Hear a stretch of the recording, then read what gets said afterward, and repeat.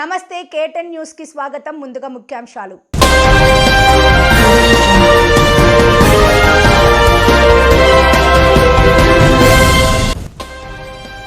2025లో కాదు గగన్యాన్ మిషన్ పై ఇస్రో కీలక update.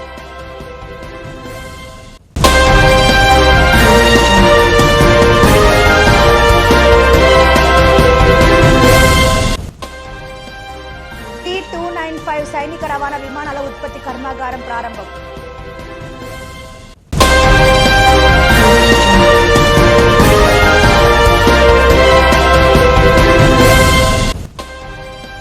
PAC chairman పదవి ప్రతిపక్షాలకు ఇవ్వడం సాంప్రదాయం. మాజీ మంత్రి వేముల.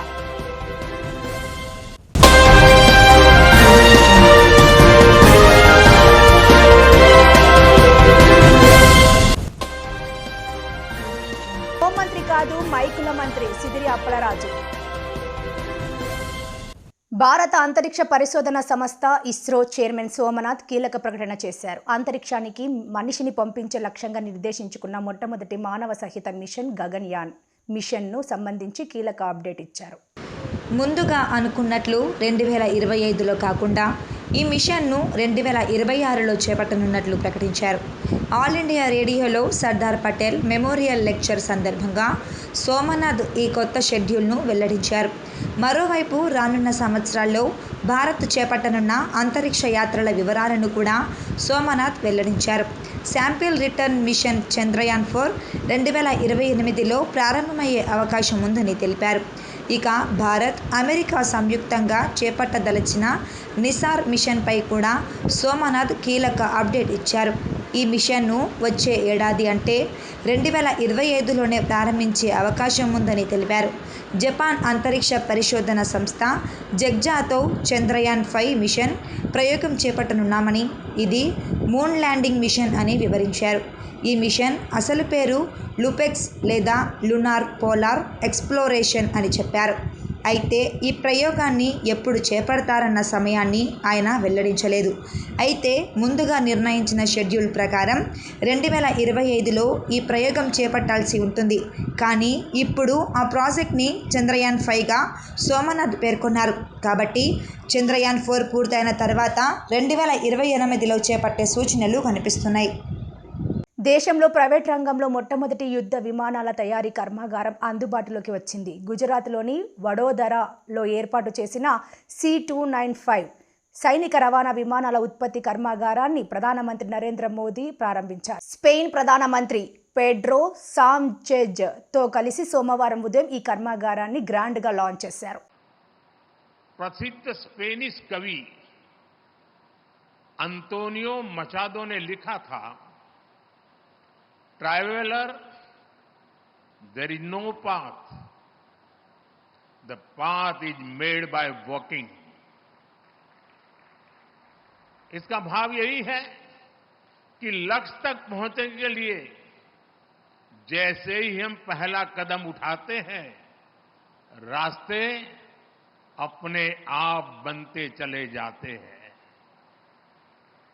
आज आप देखिए, भारत में डिफेंस मैन्युफैक्चरिंग इकोसिस्टम नई ऊंचाइयां छू रहा है. 10 साल पहले अगर हमने ठोस कदम नहीं उठाए होते तो आज इस मंजिल पर पहुंचना असंभव ही था. तब तो कोई ये कल्पना भी नहीं कर पाता था कि भारत में इतने बड़े पैमाने पर डिफेंस मैन्युफैक्चरिंग हो सकती है. उस समय की प्रायोरिटी और पहचान दोनों इंपोर्ट की ही थी, लेकिन हमने नए रास्ते पर चलना तय किया, अपने लिए नए लक्ष्य तय किए और आज इसका नतीजा हम सबकी आंखों के सामने है. साथियों, किसी भी पॉसिबिलिटी को प्रॉस्पेरिटी में बदलने के लिए राइट प्लान और राइट पार्टनरशिप जरूरी है. भारत का डिफेंस सेक्टर का कायाकल्प राइट प्लान और राइट पार्टनरशिप का उदाहरण है। बीते दशक में देश ने ऐसे अनेक फैसले लिए जिससे भारत में एक वाइब्रेंट डिफेंस इंडस्ट्री का विकास हुआ। हमने डिफेंस मैन्युफैक्चरिंग में प्राइवेट सेक्टर की भागीदारी को विस्तार दिया, पब्लिक सेक्टर को एफिशिएंट बनाया, ऑर्डिनेंस फैक्ट्रीज को 7 बड़ी कंपनियों में बदला, डीआरडीओ और एचएएल को सशक्त किया, यूपी और तमिलनाडु में 2 बड़े डिफेंस कॉरिडोर बनाए। ऐसे अनेक निर्णयों ने डिफेंस सेक्टर को नई ऊर्जा से भर दिया। आईडेक्स यानी इनोवेशन फॉर डिफेंस एक्सीलेंस जैसी स्कीमों ने स्टार्टअप्स को गति दी। बीते 5-6 सालों में ही भारत में करीब 1000 नए डिफेंस स्टार्टअप्स बने हैं। बीते 10 वर्षों में भारत का डिफेंस एक्सपोर्ट 30 गुना बढ़ा है। आज हम दुनिया के 100 से अधिक देशों को डिफेंस इक्विपमेंट एक्सपोर्ट कर रहे हैं। అవామీ ఇత్తెహాద్ పార్టీ అధ్యక్షుడు MP Sheikh Abdul Rashid alias engineer Rashid ఇవాళ మధ్యాహ్నం తీహార్ జైల్లో లొంగిపోయారు. 4 నెలల క్రితం ఆయనకు కోర్టు మంజూరు చేసిన మధ్యంతర బెయిల్ గడువు ముగియడంతో ఆయన తీహార్ జైలు అధికారుల ముందు సరెండర్ అయ్యారు. ఉగ్రవాదులకు ఆర్థిక సహకారం అందించినట్లు ఆరోపణలు రావడంతో 2017లో నేషనల్ ఇన్వెస్టిగేషన్ ఏజెన్సీ ఆయనపై కేసు నమోదు చేసి అరెస్టు చేసింది. అనంతరం ఈ కేసులో విచారణను ఎదుర్కొంటూ ఆయన తీహార్ జైల్లో రిమాండ్ ఖైదీగా ఉంటున్నారు. ఈ క్రమంలో ఆయన పార్లమెంట్ ఎన్నికల సందర్భంగా జమ్మూ కాశ్మీర్లోని బారాముల్లా లోక్సభ స్థానం నుంచి పోటీ చేసి మాజీ సీఎం ఒమర్ అబ్దుల్లాపై ఏకంగా 2 లక్షలకు పైగా ఓట్ల మెజారిటీతో గెలుపొందారు. అనంతరం అసెంబ్లీ ఎన్నికల్లో ఆయన తన పార్టీ తరపున 34 మంది అభ్యర్థులను నిలబెట్టారు. ఎన్నికల్లో తన అభ్యర్థుల తరపున ప్రచారం కోసం 3 నెలల పాటు మధ్యంతర బెయిల్ కావాలని కోర్టులో దరఖాస్తు పెట్టుకున్నారు. దాంతో కోర్టు 2024 అక్టోబర్ 2 వరకు ఆయనకు మధ్యంతర బెయిల్ మంజూరు చేసింది. అనంతరం తన తండ్రి అనారోగ్యం రీత్యా ముందుగా అక్టోబర్ 12 వరకు, ఆ తర్వాత అక్టోబర్ 28 వరకు బెయిల్ గడువు పొడిగించారు. ఇవాల్టితో ఆ గడువు కూడా ముగియడంతో రషీద్ లొంగిపోయారు. పీఎస్సీ చైర్మన్ పదవి ప్రతిపక్షాలకు ఇవ్వడం సాంప్రదాయమని మాజీ మంత్రి వేముల ప్రశాంత్ రెడ్డి అన్నారు. పీఎస్సీ చైర్మన్ ప్రజాధనం ఖర్చు పెట్టడంలో లోటుపాట్లపై సలహాలు ఇవ్వాలన్నారు. నాగం జనార్దన్ రెడ్డి, యనుమల రామకృష్ణుడు నాడు పీఎస్సీ చైర్మన్లుగా ఉన్నారు. లోక్సభలో కూడా గత 10 ఏళ్లుగా ప్రతిపక్ష నాయకులే పీఎస్సీ చైర్మన్లుగా ఉన్నారు. ఇవాళ కూడా పీఎస్సీ కమిటీ సమావేశంలో ఇదే అంశాన్ని ప్రస్తావించాం. హైదరాబాద్ తెలంగాణ భవన్లో ఎమ్మెల్సీలు ఎల్ రమణ, సత్యవతి రాఠోడ్తో కలిసి ప్రశాంత్ రెడ్డి మీడియాతో మాట్లాడారు. అరికేపూడి గాంధీ ప్రతిపక్ష సభ్యుడేనని మంత్రి శ్రీధర్ బాబు అంటున్నారన్నారు. ఫిరాయింపుదారులతో సాక్షాత్తు సీఎం రేవంత్ రెడ్డి సమావేశాలు నిర్వహించారు. జీవన్ రెడ్డి లేఖపై శ్రీధర్ బాబు సమాధానం చెప్పాలని డిమాండ్ చేశారు. బీఆర్ఎస్ ఎమ్మెల్యేలను కాంగ్రెస్లో చేర్చుకోవాలని, ఆస్తులు కాపాడుకోవడానికి బీఆర్ఎస్ ఎమ్మెల్యేలు పార్టీ మారారని మధు యాస్కి గౌడ్ అన్నారని గుర్తు చేశారు. ఇవాళ గాంధీ గారి మీద డిఫెక్షన్ సూటు, ఇవాళ పార్టీ ఫిరాయింపుల సూటు పిటిషన్ స్పీకర్ గారి దగ్గర పెండింగ్లో ఉండగా ఆయనని ఇవాళ మీరు పిఎస్సీ చైర్మన్గా నియమించినారు. ఇది ప్రజాస్వామ్య స్ఫూర్తికి విరుద్ధం. ఇది శాసనసభ, లోక్సభ, పార్లమెంటు సాంప్రదాయాలకు విరుద్ధం.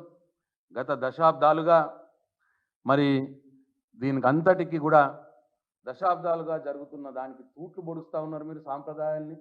ఇక మహేష్ గౌడ్ గారు వారు స్వయంగా ఇంటర్వ్యూ ఇస్తూ వారు అన్నమాట, సొంత మనిషి 30 ఏళ్ళుగా ఆయనతో అంటిపెట్టుకున్న మనిషి హత్య చేయబడడంతో ఆయన మాట్లాడుతూ ఉన్నారు. బట్ ఆయనకు అన్ని తెలుసు. ఏది ఏమైనా పార్టీ సిద్ధాంతం తెలుసు, పార్టీ పాలసీ తెలుసు. ఎమ్మెల్యేస్ మనం ఎందుకు చేర్చుకున్నామో కూడా జీవన్ రెడ్డి గారికి ఏఐసీ నాయకత్వం వివరించింది. పర్టికులర్ గా పార్టీ సిద్ధాంతం గురించే మాట్లాడుతున్నాడు ఆయన. అసలు ఇది పార్టీ సిద్ధాంతం కాదు, రాహుల్ గాంధీ చెప్పేది ఒకటి, ఇక్కడ చేసేది ఒకటి అన్న వాదన కూడా వినిపిస్తున్నాడు. టీవీ ఎంతో పర్టికులర్ గా మాట్లాడిన నేపథ్యం కనిపిస్తుంది. ఈ పార్టీ హైకమాండ్ తో డిస్కషన్ చేసి అన్ని కోణాల నుంచి ఆలోచించే ఎమ్మెల్యేస్ ని మన పార్టీలో చేర్చుకోవడం జరిగింది. జగిత్యాల ఎమ్మెల్యే చేరినప్పుడు కూడా జీవన్ రెడ్డి గారు అభ్యంతరం చెప్పడం, తర్వాత ఏఐసీ నాయకత్వం వాళ్ళని పిలిచి మాట్లాడడం, ఎట్టి పరిస్థితుల్లో ఎలాంటి పరిస్థితుల్లో మనం ఎమ్మెల్యేస్ ని చేర్చుకుంటా ఉన్నాం. స్వయంగా మహేష్ కుమార్ గౌడ్ గారు ఒక టీవీ ఛానల్కి ఆయన ఇచ్చిన ఇంటర్వ్యూ, అంటే వారు పిఎస్సి ప్రెసిడెంట్, ఇవాళ అధిష్టానం పాలసీ ప్రకారమే మేము బీఆర్ఎస్ పార్టీ ఎమ్మెల్యేని కాంగ్రెస్ పార్టీలోకి చేర్చుకున్నాము అని స్వయంగా పిఎస్సి ప్రెసిడెంట్ గారే అన్నారు. మరి ఇవన్నిటికీ శ్రీధర్ బాబు గారు సమాధానం చెప్పాలి. ఇప్పటికైనా ప్రజలన్నీ గమనిస్తూ ఉన్నారు. ఇప్పటికైనా మా రమణ గారు పిఎస్సి మీటింగ్లో, పబ్లిక్ అకౌంట్స్ మీటింగ్లో మళ్ళీ డిమాండ్ చేసినారు. ఇప్పటికైనా మీ నిర్ణయం మార్చుకొని ఈరోజు శాసనసభలో ప్రతిపక్ష నాయకుడైనటువంటి కేసీఆర్ గారి సూచన మేరకే వారు ఎవరిని సూచిస్తే వారిని బీఆర్ఎస్ పార్టీ తరఫున సభ్యులుగా, చైర్మన్గా నియమించండి అని చెప్పి మరోసారి మేము డిమాండ్ చేస్తూ ఉన్నాము. వైఎస్ జగన్ హయాంలో అన్ని వర్గాలకు రక్షణ కల్పించారని మాజీ మంత్రి సిదిరి అప్పలరాజు చెప్పారు. భద్రత కోసం దేశ చట్టం తీసుకొచ్చారన్నారు. సోమవారం అక్టోబర్ 28 శ్రీకాకుళంలో మాజీ స్పీకర్ తమ్మినేని సీతారాం, మాజీ మంత్రి ధర్మాన కృష్ణ దాస్తో కలిసి సిదిరి మీడియాతో మాట్లాడారు. బ్రహ్మాండమైనటువంటి రెవెన్యూ వచ్చేట్టుగా రాష్ట్రం తయారు చేసి ఇచ్చాం మీకు. బ్రహ్మాండమైనటువంటి ఎమ్యూనిటీస్ ఇన్ఫ్రాస్ట్రక్చర్ క్రియేట్ చేసి ఇచ్చాం మీకు. What are you doing now? మీరేం చేస్తున్నారు అసలు? ఓ చిన్న ప్రోగ్రామ్ ఇంప్లిమెంట్ చేయడానికి సోపాలు పడుతున్నారు మీరు. 100 కోట్ల ప్రోగ్రామ్ ఇంప్లిమెంట్ చేయడానికి మీరు చాలా అవస్థలు పడుతున్నారు మీరు. This is not right. ప్రజలు ఇదే మిమ్మల్ని మీ నుంచి కోరుకున్నది. ఎక్కడ చూసినా పేపర్ చూస్తే చాలు మీ అనుబంధ పేపర్లు చూసినా ఇదే బాగోదు కనిపిస్తుంది మనకి. అలా అక్కడ హత్యాచారం, ఇల్లు ఎక్కడ హత్యాచారం, అక్కడ హత్య, ఇక్కడ దాడి, ఇంకోటి అని చెప్పేసి.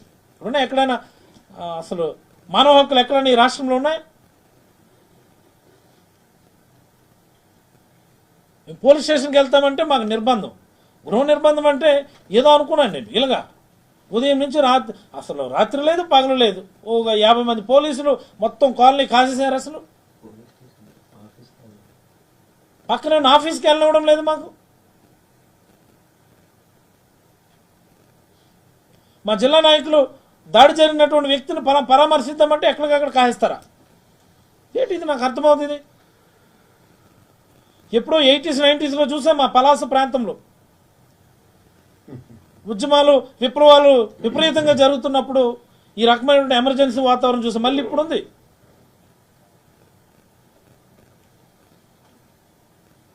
పోనీ పోలీసులు ఏమన్నా మైనర్ బాలిక మీద దాడి జరిగితే సరైనటువంటి కేసులు కట్టారా? ఇదేనా పద్ధతి? అర్ధరాత్రి 12-12:30 గంటలకు ఒక మైనర్ బాలిక పైన దాడి జరిగితే మీరు పెట్టేటటువంటి సెక్షన్లు అవా? ఇంట్లో కూడా ఆడపిల్లలు ఉన్నారు, మీ ఇంట్లో కూడా మహిళలు ఉన్నారు.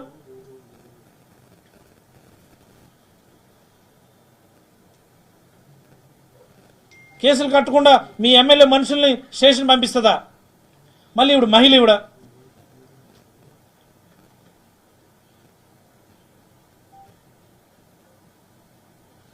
మేము అడిగితేనేమో వాళ్ళు చెంచగాళ్ళు. అనకాపల్లి జిల్లా అనకాపల్లి పోలీస్ అమరవీరుల సంస్మరణ వారోత్సవాలలో భాగంగా అనకాపల్లి జిల్లా కసింకోట సర్కిల్ ఇన్స్పెక్టర్ అల్లు స్వామి నాయుడు ఆధ్వర్యంలో రక్తదాన శిబిరం నిర్వహించారు.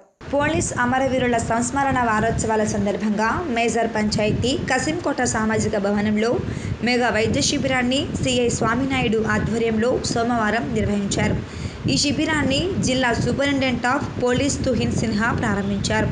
ఈ సందర్భంగా ఎస్పీ మాట్లాడుతూ రక్తదాన శిబిరాలను నిర్వహించేవారు ఎక్కువ మంది రక్తదానం చేసే విధంగా కృషి చేయాలన్నారు.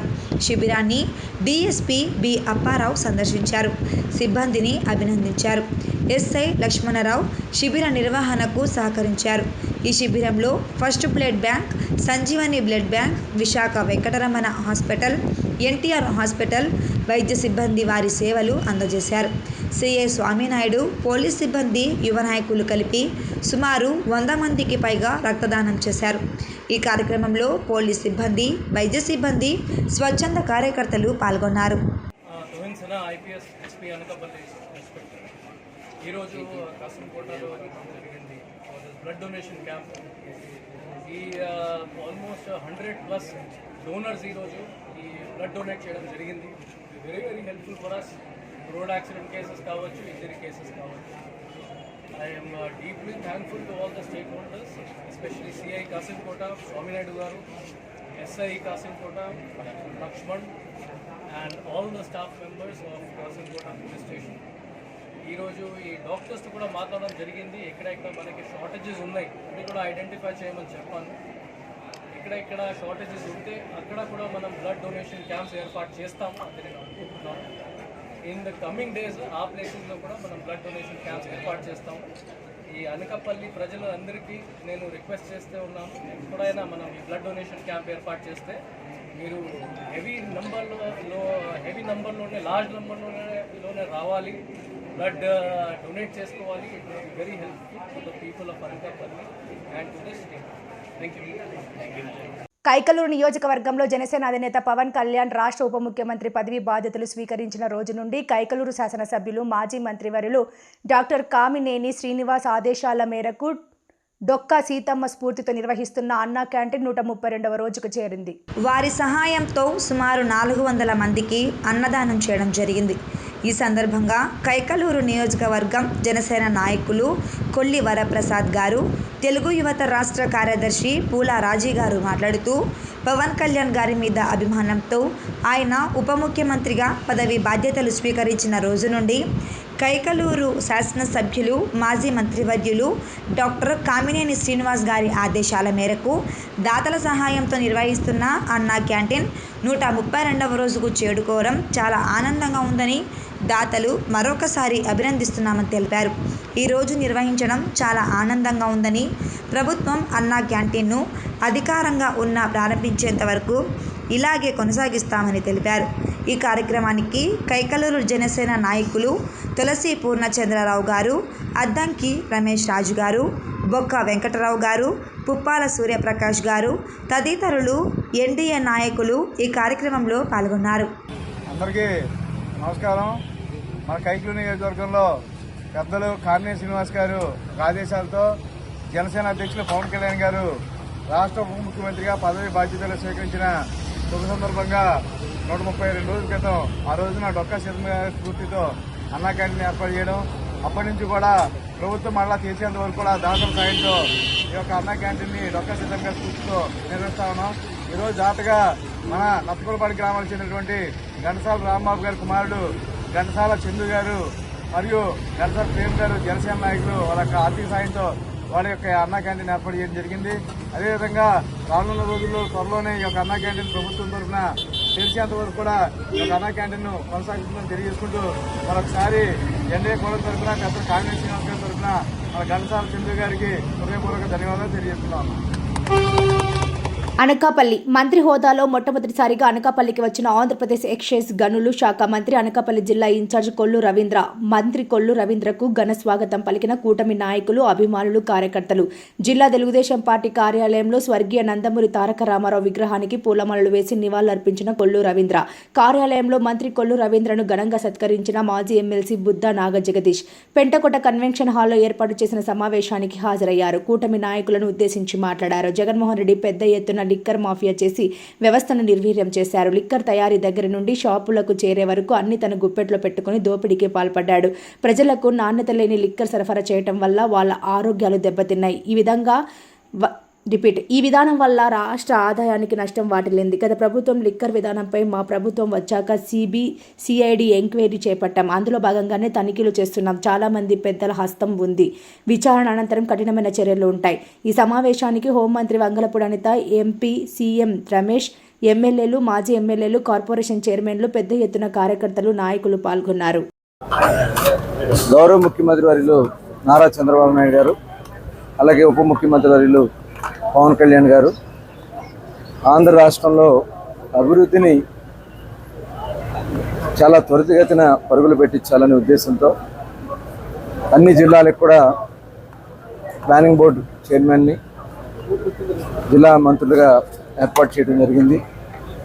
దానిలో భాగంగా అనకాపల్లి పార్లమెంట్కి మరి ప్లానింగ్ బోర్డు చైర్మన్గా, అలాగే ఇక్కడ ఇన్ఛార్జ్ మంత్రిగా తొలిసారి ఈరోజు ఇక్కడ రావడం జరిగింది.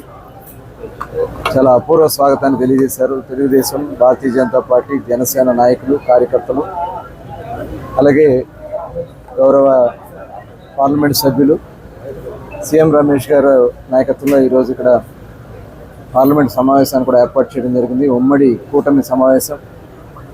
చాలా అందరం కూడా మనసు విప్పుకుని ఇక్కడ కార్యకర్తలతో కూడా మరి వాళ్ళ యొక్క అభిప్రాయాలు కూడా తీసుకోవడం జరుగుతుంది.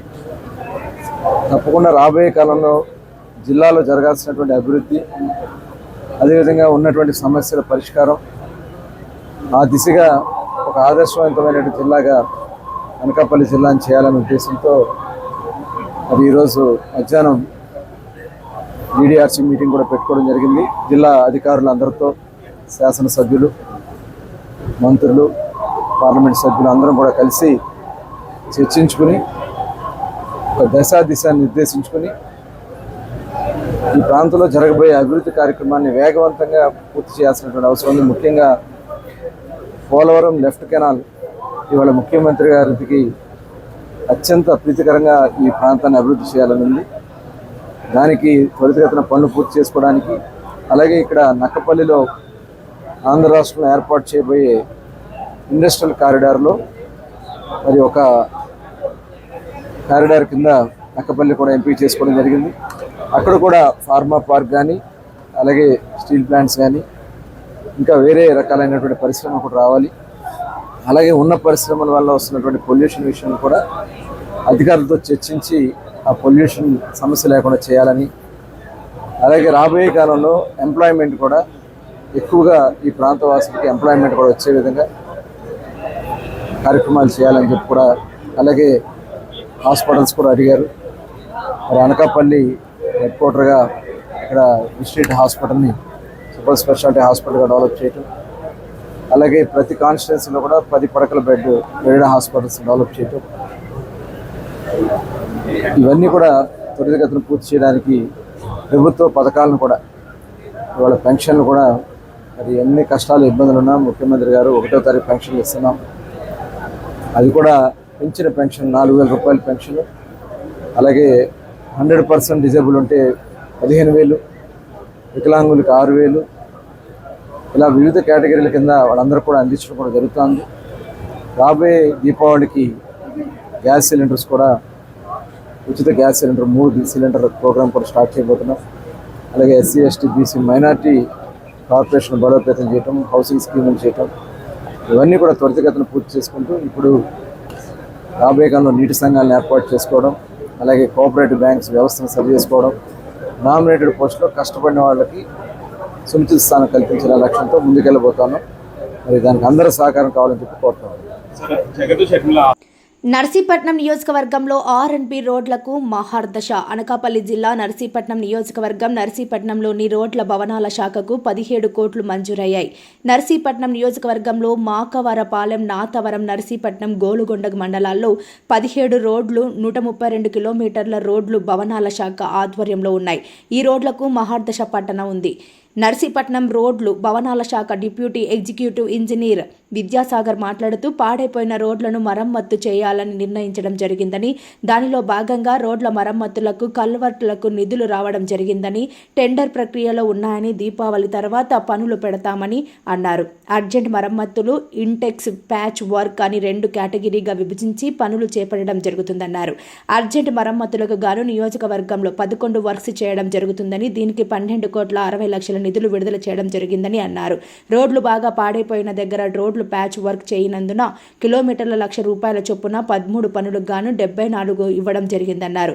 అదేవిధంగా నర్సీపట్నం మున్సిపాలిటీలోని కృష్ణాదేవిపేట రోడ్డులో 2 కల్వర్ట్లు వేయటకు 75 లక్షలు ఖర్చు చేస్తున్నామని అన్నారు. ఈ పనులను అన్ని టెండర్ దశలో ఉన్నాయని, దీపావళి తర్వాత ఈ పనులు ప్రారంభించి జనవరి వరకు పూర్తి చేయడం జరుగుతుందని అన్నారు.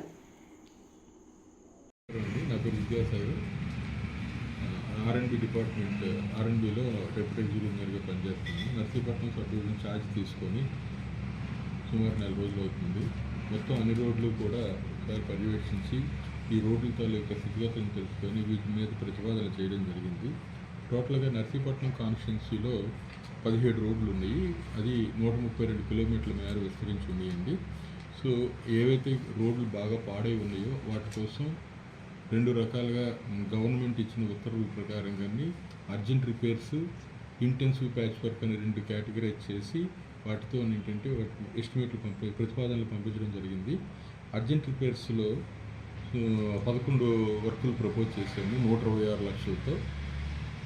నర్సీపట్నం మండలం 5 వర్కులు, మాకూరపాలెం 3 వర్కులు, నాతవరం 3, గొలగొండ 2, టోటల్గా 11,126 లక్షలతో ప్రతిపాదనలు పంపించడం జరిగింది. అవి టెండర్స్ ప్రక్రియలో ఉన్నాయి.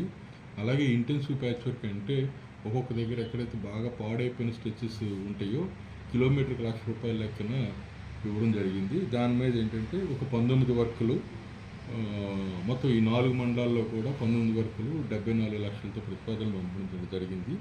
ఇది కాకుండా మనకి నర్సీపట్నం ఊర్లో నర్సీపట్నం దేవిపట్నం రోడ్లో నర్సీపట్నం టౌన్ లిమిట్స్లోనూ 2 కల్వర్టు కన్నాలు పడిపోయి ఉన్నాయి. వాటికి కూడా ప్రతిపాదన పంపించడం జరిగింది. అవి మంజూరు కూడా అయ్యేవి. ఒకటి 55 లక్షలతోని, ఒకటి 15 లక్షలతోనూ అయింది. అవి కూడా టెండర్స్ ప్రక్రియలో ఉన్నాయి. ఆల్మోస్ట్ ఈ టెండర్స్ ప్రక్రియ వర్కులన్నీ కూడా ఒక వారం 10 రోజుల్లో కంప్లీట్ అవుతుంది. అయిన వెంటనే మనకి దీపావళి వెంటనే కూడా వర్క్స్ అన్నీ కూడా స్టార్ట్ చేయడం జరుగుతుందండి. ఇది కాకుండా వార్తలు ముగించే ముందు ముఖ్యాంశాలు మరోసారి.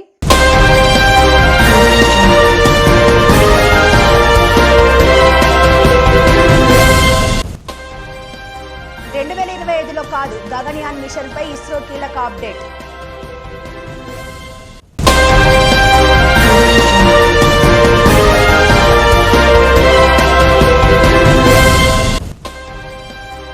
C-295 సైనిక రవాణా విమానాల ఉత్పత్తి కర్మాగారం ప్రారంభం.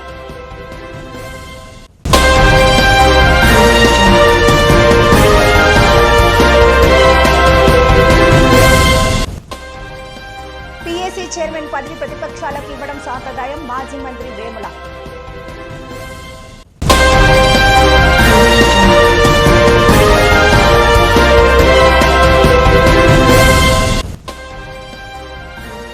హోంమంత్రి కాదు, మైకుల మంత్రి సిదిరి అప్పలరాజు. ఈ వార్తలు ఇంతటితో సమాప్తం. నమస్కారం.